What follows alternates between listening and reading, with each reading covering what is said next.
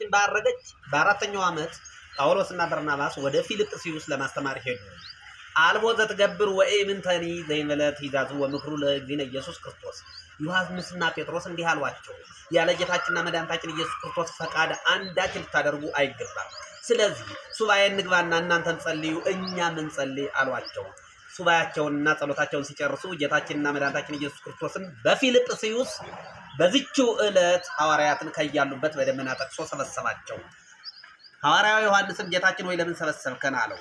ከጽንፍ እስከ ጽንፍ በእናቴ ስም ሕንፃ ቤተክርስቲያን እንዲሰራ ስርዓት ላስተምራችሁ፣ ሕንፃ ቤተክርስቲያን ላሳያችሁ ነው አላቸው።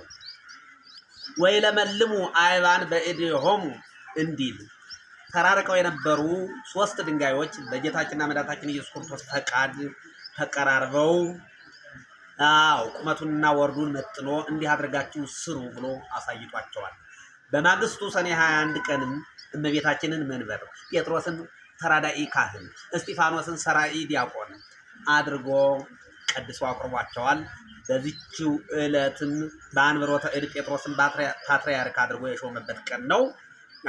በዚሁ ቀን ምድራውያን ሐዋርያት ሰማያውያን መላእክትም አንድ ላይ ያመሰገኑበት ቀን ነው።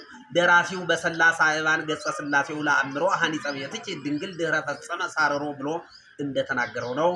እንኳን የእመቤታችን ቤት አይደለም የአንድ ግለሰብ ቤት እንኳን ቤት ሰርቻለሁ መርቁ ይልኝ ሲል ምን ያህል ደስ ይላል። በመላው ዓለም የምትገኙ የእግዚአብሔር ቤተሰቦች እንኳን ለሰኔ 21 በዓለ እግዝእትነ ማርያም በሰላም አደረሳችሁ። ለሶስቱ ደንጋዮች 3 አበባ ይዣለሁኝ።